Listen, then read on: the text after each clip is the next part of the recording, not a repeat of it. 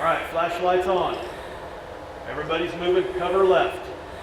Watch for your threat. For these KCPD officers, this is more than just a drill.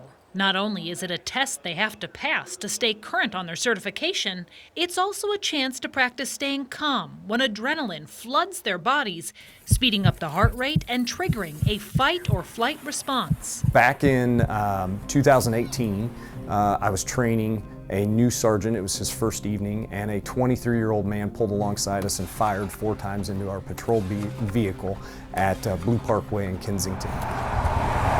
Thankfully, both sergeants were okay.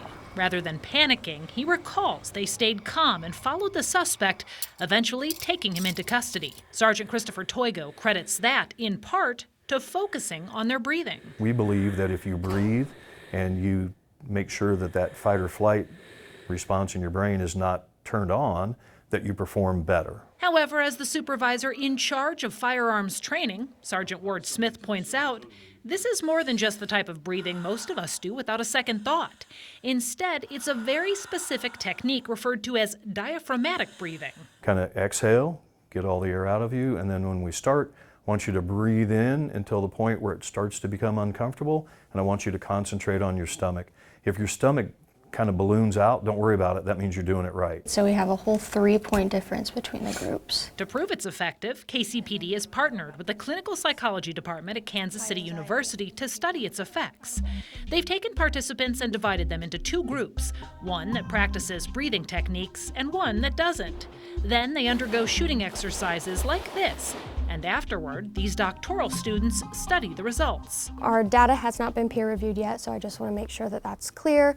But so far we have seen that the breathing group is shooting more accurately than the non-breathing group, which is the original study. That's what we wanted to see. Preliminary data shows for every 10 officers who failed their test in the non-breathing group, only 1 failed in the breathing group. So why is something as simple as proper breathing so effective? The KCU research team says it has to do with the difference between the more shallow chest breathing most of us do versus taking those deeper breaths Sergeant Smith described using our diaphragm. So when we start chest breathing in high stress situations, that's when we start to get tunnel vision, our blood pressure increases, and that's when we can make bad decisions that we aren't rationally thinking like we normally would.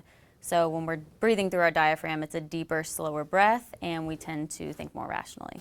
It's something Detective Christina Ludwig says she's noticed. It would probably be by the 3rd breath, I could finally feel my muscles relaxing and focusing and being able to zero in on what I was going to focus on my target. She and fellow officers agree these are skills that help in class as well as out in the real world. And I think it also plays out into use of force scenarios too. You know, when we do the combat breathing and we take it seriously, we're less likely to use force on somebody that may be in distress, and it allows us an opportunity to de-escalate the situation. Take a big deep breath in, let it out. And that's what both Sergeant Smith and the KCU team say this is really all about, keeping others and themselves safe. And coming out of the last 3 years where we've had this bad or adversarial relationship sometimes, we want to show people that we do care, we are caring, we want to do this correctly, and we don't want to make mistakes. Our mission at Kansas City University is to improve the well-being of the communities that we serve,